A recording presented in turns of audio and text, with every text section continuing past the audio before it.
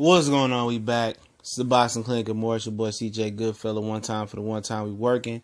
Shout out to the whole Lions Den boxing community. I'd like to give a special shout out to Fred from Barbershop Conversation.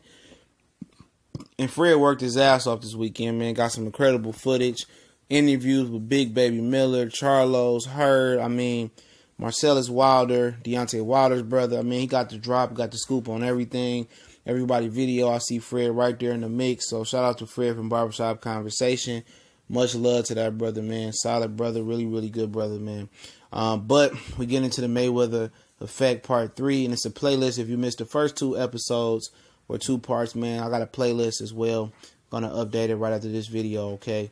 Check out our different playlists that kind of separate some of the content that we drop: boxing, football, basketball, sports, politics, food for thought videos, man. We cover a lot of different things as well.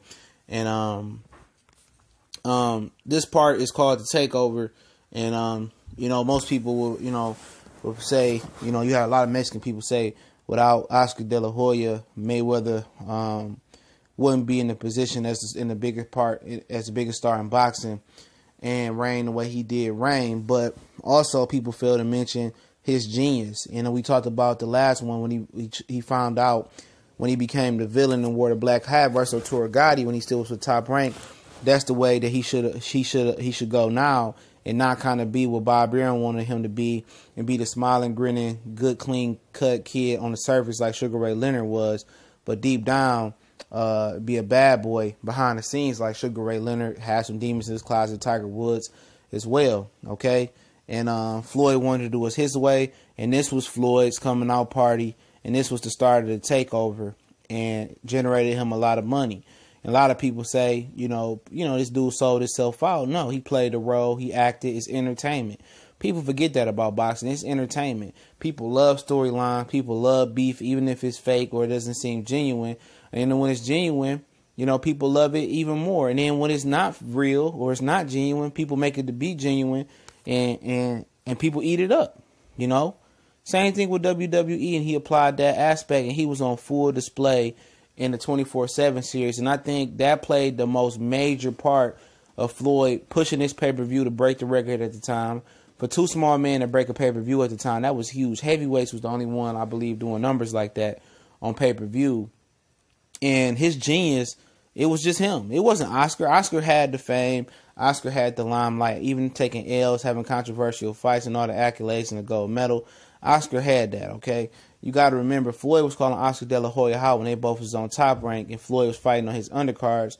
He was calling Oscar De La Hoya out at 35. People say, well, Floyd is a cherry picker, Floyd is this and that. When Floyd was calling people out, he knew what it was, what it felt like to starve and scratch and claw for those big fights. And nobody really answered the door. Shane Mosley jumped up two-weight classes. Morales, Barrera, they didn't want it. Casamarioro didn't want it. Prince Nassim didn't want it. A lot of guys didn't want it. But people won't tell you that, and people don't know that because they didn't live through that. You know what? They don't know about the boxing history, about what he went through. But what I will tell you is 24/7 is what made Floyd Mayweather a star. Oscar De La Hoya gave him the proper opponent. And also, Oscar needed the opponent too as well. Oscar wasn't going to break no pay-per-view numbers with nobody else like that. Even if he had fought Pacquiao at 154 pounds at the same time, Pacquiao didn't have a personality. Pacquiao didn't speak the English that Floyd did. Floyd put both of them in that fight on the map. His verbal assault, his cachet, his swag, and the whole 24/7 build up, it was attracting a whole different type of crowd to this boxing match. I heard I think it was one sports writer say his daughter was even watching like a soap opera because everybody wanted to know what was going to happen next. He was so explosive. The material was so raw. He basically was like a stand-up comedian in there. My name is Money. He was making it rain on the camera. He was talking about, he only carry cash, fuck a black card when you got cash. He was talking so much shit. And then his uncle and a supporting cast, it was like a real fucking movie, a real TV series, man. It wasn't like a reality TV show. And this was when reality was first getting popping off for real. And his groundwork in that 24/7 series, man, that was epic. That was the ground basis. It might not be his best one in people's opinion. I think his best work in people's opinion, I hear a lot, was the Shane Mosley one. When he was dogging out Shane Mosley. But this is when he was really, really raw. He was hungry. He was thirsty for that new audience. He was thirsty for fame. He was thirsty to become the biggest star in boxing.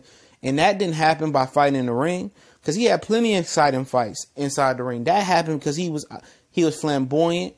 He was his style was attractive to people.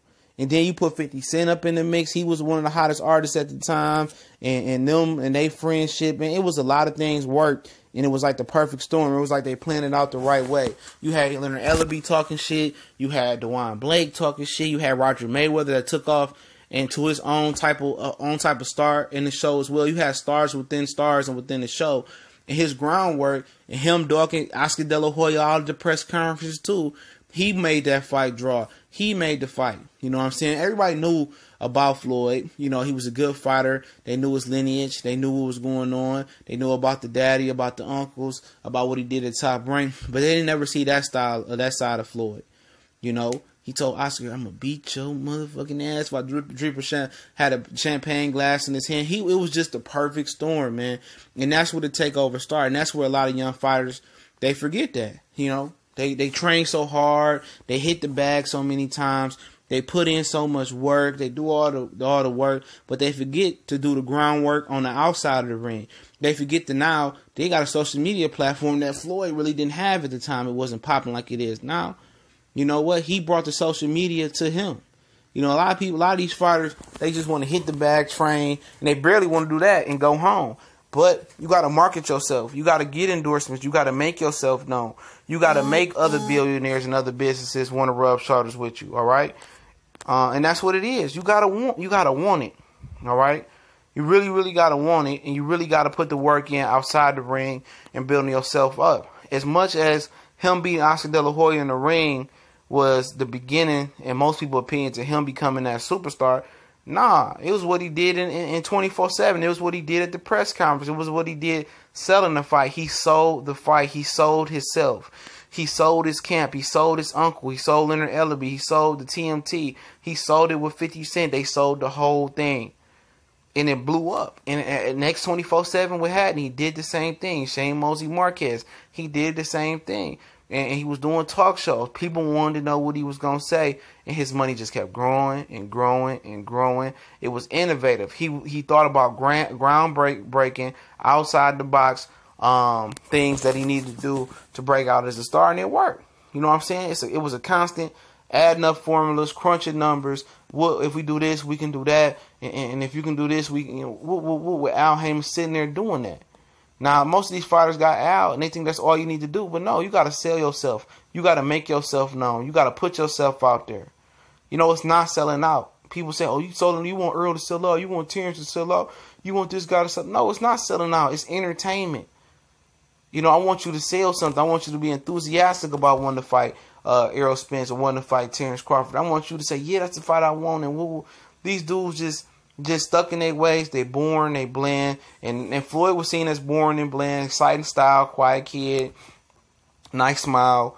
But when Floyd figured out in that Toro Gotti fight that's how that James Toney did it with Eubanks and Nigel Benn and Roy Jones was talking that shit and all them dudes was talking, he see that stuff sell. And he played off of that and he made it self-sell. As much as that fight was very, very important for him to win, the fight outside the ring with getting viewerships and getting the fan base as a black fighter who always don't have the biggest fan base or the biggest support because the media is always downplaying black fighters because we've been great for so long. We've been on top of the game.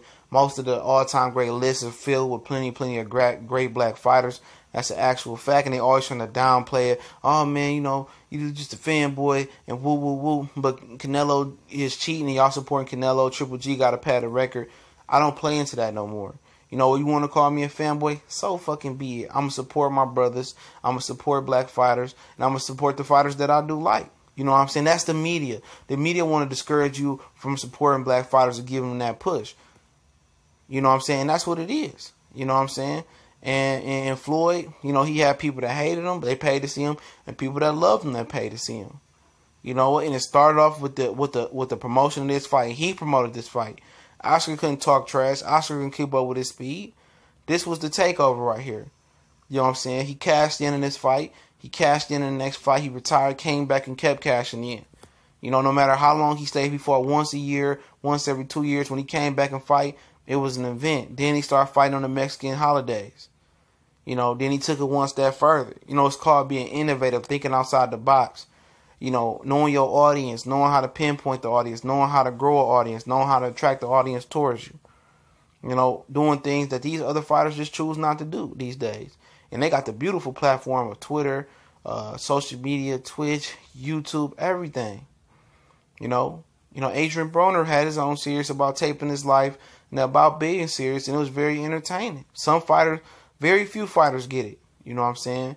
These dudes don't want to do interviews. They want to be shy. They want to go fishing. They want to just train and go home, and they think that's all it is. But if you really want to make the big money, you got to make yourself known. It's no more fighting on free TV no more where people can see your face and know you and stuff like that. Even if you fight on ESPN and Fox, you still got to get your name out there. You still got to promote yourself. You still got to let people know what you do. So, you know, it is what it is, man.